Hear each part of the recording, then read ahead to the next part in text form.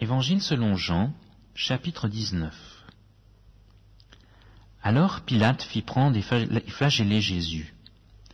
Les soldats tressèrent une couronne d'épines qu'ils mirent sur sa tête et le revêtirent d'un manteau de pourpre. Puis ils s'approchaient de lui et disaient « Salut, roi des Juifs !»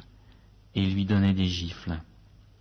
Pilate sortit de nouveau et dit aux Juifs « Voici, je vous l'amène dehors, afin que vous sachiez que je ne trouve aucun motif de condamnation en lui. » Jésus sortit donc, portant la couronne d'épines et le manteau de pourpre. Et Pilate leur dit « Voici l'homme !» Lorsque les principaux sacrificateurs et les gardes le virent, ils crièrent « Crucifie-le, crucifie-le !» Pilate leur dit « Prenez-le vous-même et crucifiez-le, car moi, je ne trouve pas de motif de condamnation en lui. » Les Juifs lui répondirent « Nous avons une loi, et selon la loi, il doit mourir, parce qu'il s'est fait fils de Dieu. » Quand Pilate entendit cette parole, sa crainte augmenta.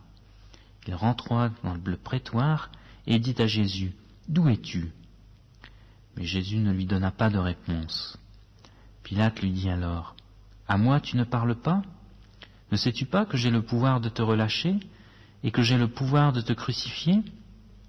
Jésus répondit « Tu n'aurais sur moi aucun pouvoir s'il ne t'avait été donné d'en haut. C'est pourquoi celui qui me livre à toi est coupable d'un plus grand péché. » Dès ce moment, Pilate cherchait à le relâcher. Mais les Juifs crièrent « Si tu le relâches, tu n'es pas ami de César. Quiconque se fait roi se déclare contre César. » Pilate, après avoir entendu ces paroles, amena Jésus dehors et s'assit au tribunal, au lieu dit le pavé, et en hébreu Gabbatha.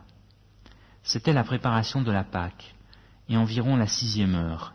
Il dit aux Juifs « Voici votre roi. » Mais ils s'écrièrent « À mort, crucifie-le » Pilate leur dit « Crucifierai-je votre roi ?»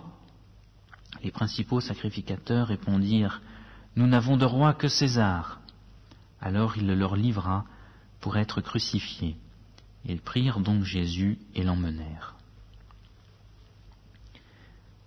Jésus, portant sa croix, sortit de la ville vers le lieu appelé le crâne, qui se dit en hébreu Golgotha. C'est là qu'ils le crucifièrent, et avec lui 2 autres, un de chaque côté et Jésus au milieu. Pilate fit aussi un écriteau qu'il plaça sur la croix. Il y était inscrit « Jésus de Nazareth, le roi des Juifs ». Beaucoup de Juifs lurent cet écriteau parce que l'endroit où Jésus fut crucifié était près de la ville. L'inscription était en hébreu, en latin et en grec. Les principaux sacrificateurs des Juifs dirent à Pilate « N'écris pas le roi des Juifs, mais il a dit « Je suis le roi des Juifs ». Pilate répondit « Ce que j'ai écrit est écrit ». Les soldats, après avoir crucifié Jésus, prirent ses vêtements, et ils en firent 4 parts, une part pour chaque soldat. Ils prirent aussi sa tunique qui était sans couture, d'un seul tissu depuis le haut jusqu'en bas. Ils dirent entre eux, « Ne la déchirons pas, mais que le sort désigne celui à qui elle sera. » C'était afin que s'accomplisse l'Écriture. Ils se sont partagés mes vêtements, et ils ont tiré au sort ma robe. Voilà ce que firent les soldats. Près de la croix de Jésus se tenaient sa mère et la sœur de sa mère, Marie, femme de Clopas, et Marie-Madeleine. Jésus, voyant sa mère et debout auprès d'elle le disciple qu'il aimait, dit à sa mère, « Femme, voici ton fils. » Puis il dit au disciple, « Voici ta mère. » Et dès cette heure-là, le disciple l'a pris chez lui. Après cela, Jésus, qui savait que tout était achevé, dit afin que l'écriture soit accomplie, « J'ai soif. » Il y avait là un vase plein de vinaigre. On fixa à une tige d'hysope une éponge imbibée de vinaigre et l'on approcha de sa bouche. Quand il eut pris le vinaigre, Jésus dit « Tout est accompli ». Puis il baissa la tête et rendit l'esprit. C'était le jour de la préparation, et pour ne pas laisser les corps en croix pendant le sabbat, or ce sabbat était un grand jour, les Juifs demandaient à Pilate de les faire enlever après leur avoir brisé les jambes. Les soldats vinrent donc et brisèrent les jambes du premier, puis de l'autre qui avait été crucifié avec lui.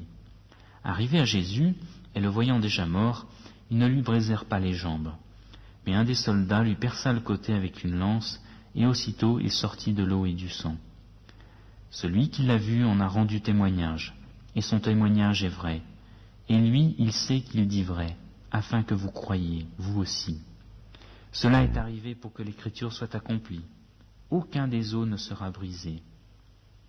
Et d'ailleurs, l'Écriture dit encore, et regarderont à celui qu'ils ont percé.